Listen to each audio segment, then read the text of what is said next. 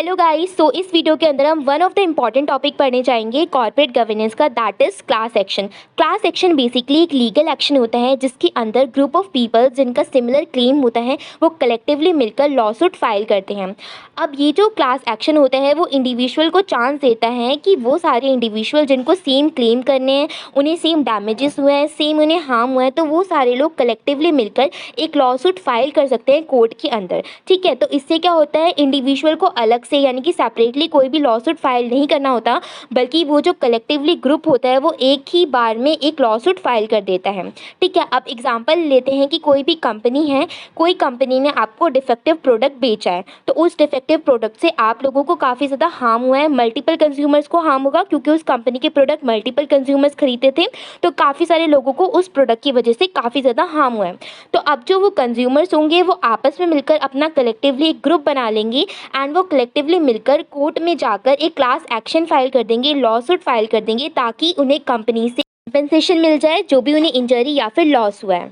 Now the next topic is class action law suits के अंदर कौन कौन से कॉजेज ऑफ एक्शंस होते हैं, दैट इज लीगल ग्राउंड्स क्या है या फिर रीजंस क्या हैं जिन रीजंस के कारण जो लॉ सूट होता है वो कोई भी ग्रुप ऑफ इंडिविजुअल आपस में मिलकर फिल करते हैं। नाउ फर्स्ट कॉज है that is common legal claims. अब जो क्लास एक्शन होता है टिपिकली तब राइज होते हैं जब आपस में काफ़ी सारे इंडिविजुअल मिलकर एक अपना ग्रुप बना देते हैं एंड वो जो ग्रुप ऑफ इंडिविजुअल होता है उनको सिमिलर काइंड का हार्म हुआ होता है या फिर सिमिलर काइंड की इंजरीज हुई होती हैं जिनके खिलाफ उन्हें क्लेम चाहिए होता है कंपनी से। ठीक है, अब ये जो कॉज ऑफ एक्शन है इसके अंदर जो क्लास एक्शन लॉसूट फाइल करेगी कोई भी ग्रुप, तो यहाँ पर वो सारे इंडिविजुअल्स मिले होते हैं ग्रुप के अंदर जिनका सिमिलर काइंड का क्लेम होता है, जैसे कि उनके साथ प्रोडक्ट लायबिलिटी का क्लेम हुआ है या फिर उनके साथ एज अ कंज्यूमर कोई फ्रॉड करा है किसी भी कंपनी ने, उनकी जो सिक्योरिटीज़ थी, जो भी इन्वेस्टमेंट थी वो फ्रॉड हुई है, या फिर हो सकता है कि उनके साथ एम्प्लॉयमेंट डिस्क्रिमिनेशन करा गया है, या फिर फिफ्थ रीज़न ये भी हो सकता है कि उनके साथ इन्वायरमेंटल डैमेज हुआ है। तो यहाँ पे वो सारे इंडिविजुअल्स इन्वॉल्व हैं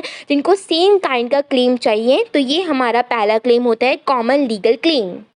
सेकेंड कॉज है न्यूमरोसिटी रिक्वायरमेंट, यानी कि one of the main requirement होते हैं क्लास एक्शन फाइल करने के लिए कि जो भी इंडिविजुअल्स होंगे वो आपस में जो भी ग्रुप अपना क्रिएट कर रहे हैं लॉसूट फाइल करने के लिए उन्हें न्यूमरस होना पड़ता है। तो इसके अंदर बेसिकली वो सारे लोग प्रैक्टिकल होंगे एंड उन्हें इंडिविजुअल फाइल लॉसूट नहीं करनी बल्कि ग्रुप में ही मिलकर अपना फाइल करना है लॉसूट। अब ये जो न्यूमरोसिटी का फैक्टर है वो हेल्प करता है कि कैसे जो कॉज ऑफ एक्शन है आप उसको ईजिली इस्टेब्लिश कर सकते हैं एंड कैसे जो लार्ज नंबर ऑफ पीपल हैं जिनको सेम काइंड का इशू हुआ है, सेम काइंड की प्रॉब्लम हुई है, वो आपस में मिलकर किसी भी कंपनी के खिलाफ कंपेंसेशन क्लेम कर सकते हैं bye filing the lawsuit. Now third type का कॉज होता है टिपिकलिटी रिक्वायरमेंट, यानी कि जो कॉज ऑफ एक्शन होता है क्लास एक्शन के अंदर उसके अंदर कहीं ना कहीं टिपिकलिटी रिक्वायरमेंट भी फुलफिल होनी चाहिए। इसका बेसिकली ये मतलब है कि अगर कोई भी रिप्रेजेंटेटिव है, यानी कि जो ग्रुप होता है उसका कोई ना कोई रिप्रेजेंटेटिव होता है जो लॉसूट को फाइल करता है, तो अब जो वो रिप्रेजेंटेटिव होगा वो लीड करता है पूरे के पूरे ग्रुप को।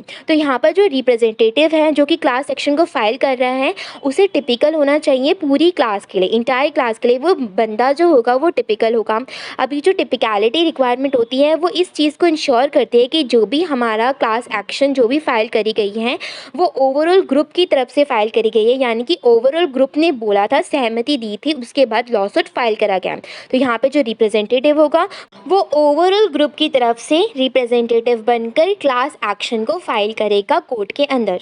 नाउ देखते हैं कि क्या क्या रेमेडीज़ होती हैं क्लास एक्शन के लिए। So first remedy is efficiency, यानी कि क्लास एक्शन क्या करता है, आपके टाइम को बचाते हैं, जो रिसोर्सेज होते हैं उसे भी बचाते हैं, क्योंकि क्लास एक्शन बेसिकली क्या है, एक ग्रुप ऑफ इंडिविजुअल होते हैं, वो सारे लोग आपस में मिलकर आते हैं जिनको सिमिलर काइंड की इंजरी या प्रॉब्लम हुई होती है एंड उन्हें किसी भी कंपनी या ऑर्गेनाइजेशन के खिलाफ सिमिलर काइंड का कंपेंसेशन क्लेम करना होता है। अब इसके अंदर वो सारे पीपल होंगे जिनको सिमिलर क्लेम्स होगा तो वो आपस में मिलकर एक लॉ सूट को फाइल कर सकते हैं, यानी कि यहाँ पर कोई भी नीड नहीं होती कि उन्हें इंडिविजुअल केस को फाइल करना पड़े। Second is access to justice. अब जो क्लास एक्शन होता है वो प्रोवाइड करता है अपॉर्चुनिटी उन सारे इंडिविजुअल्स को जिनके पास पैसे नहीं है, जिनके पास रिसोर्सेज नहीं है कि वो लीगल एक्शन ले सकते हैं, बट उन्हें कहीं ना कहीं कंपेंसेशन चाहिए क्योंकि उनके साथ फ्रॉड हुआ था। ठीक है, तो यहाँ पर सारे इंडिविजुअल को चांस मिल सकता है कि वो कम पैसों में या फिर बिल्कुल भी अगर उनके पास पैसे या रिसोर्सेज नहीं है तब भी वो क्लास एक्शन के थ्रू अपनी प्रॉब्लम को रख सकते हैं कोर्ट के सामने एंड सीक कर सकते हैं कोई भी कंपेंसेशन, कोई भी क्लेम दे सकते हैं कंपनी से।